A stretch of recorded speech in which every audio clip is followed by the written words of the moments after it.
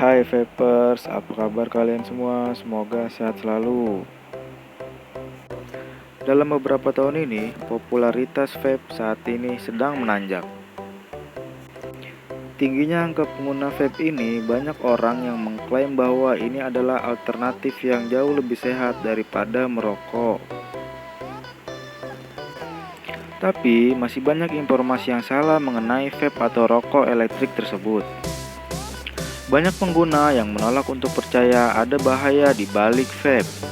Sedangkan orang yang kurang menyukai vape menyatakan bahwa vaping sama buruknya dengan merokok.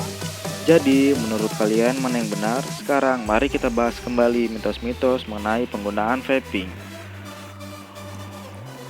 1. Vape tidak mengandung nikotin. Banyak orang mengetahui bahwa vape tidak menggunakan nikotin. Padahal ada beberapa jenisnya atau kebanyakan jenisnya mengandung nikotin. Tingkat nikotin pada vape biasanya mengandung satuan miligram. Semakin besar angkanya, semakin tinggi pula zat nikotin tersebut.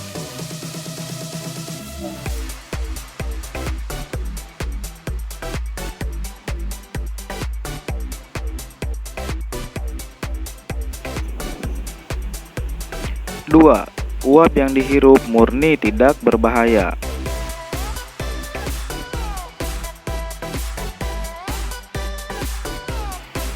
Menurut data dari CDC, cairan yang dihisap saat vaping ini mengandung PG atau propylene glycol, nikotin, zat perasa, zat karsinogenik penyebab kanker, logam berat, dan zat-zat tambahan lainnya. Mari kita bahas kata-kata yang masih terdengar asing ini.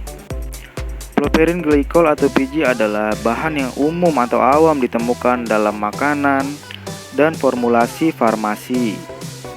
SDA mengatakan zat ini aman jika digunakan dalam kondisi tertentu. Namun, ketika dia dilarutkan dalam uapan, propylene glycol dapat menyebabkan iritasi pada mata dan sistem pernapasan. Ini mengandung zat perasa yang merupakan daya tarik dari vape.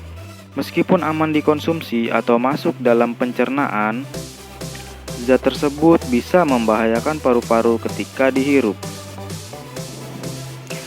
3.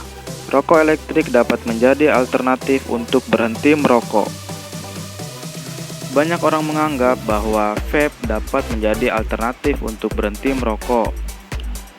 Namun, dari hasil studi penelitian, masih menjadi perspektif dari masing-masing pribadi.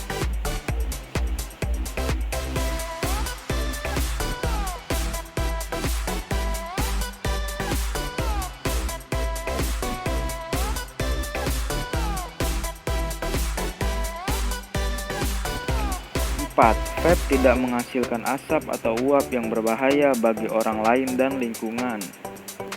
Salah satu selling point yang ditawarkan oleh vape adalah bahwa alat tersebut bisa digunakan di mana saja karena tidak memproduksi uap yang berbahaya. Pernyataan tersebut tidak juga bisa dibilang benar ataupun salah. Menghirup hasil uap vaping dari orang lain ternyata tidak seburuk menghirup hasil asap dari rokok orang lain. Level dari zat toksik uap vape ternyata lebih kecil dari rokok. Namun, uap tersebut menghasilkan partikel logam berat dan zat perasa yang masih bisa membahayakan paru-paru orang yang ada di sekitarnya.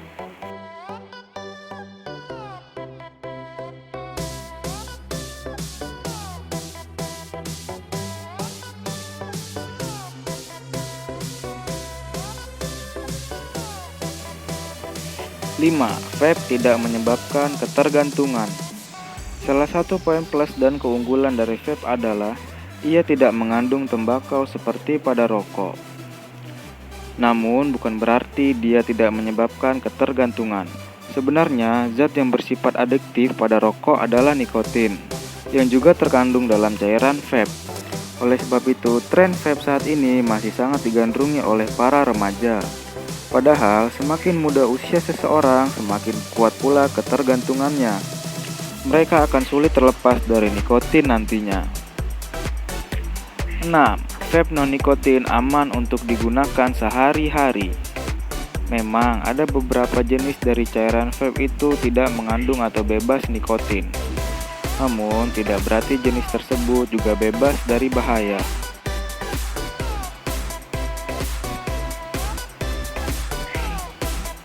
Peneliti mengatakan bahwa pengisapnya masih akan terpapar bahan kimia penambah rasa yang ternyata berbahaya untuk paru-paru.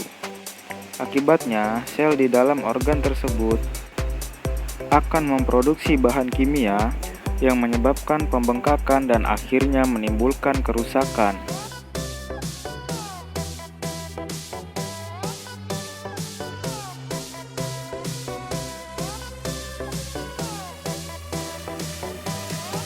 Tujuh, vape itu aman dan bebas efek samping.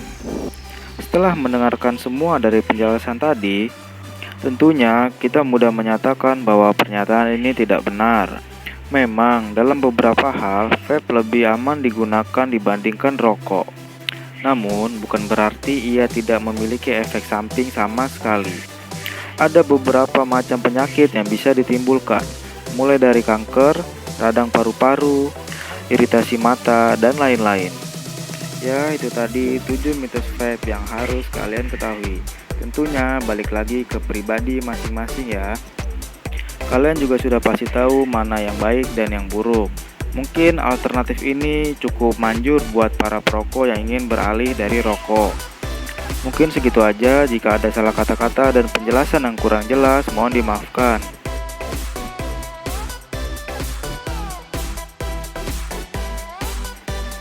Yang terakhir, keep watching, keep vaping, and happy vaping guys.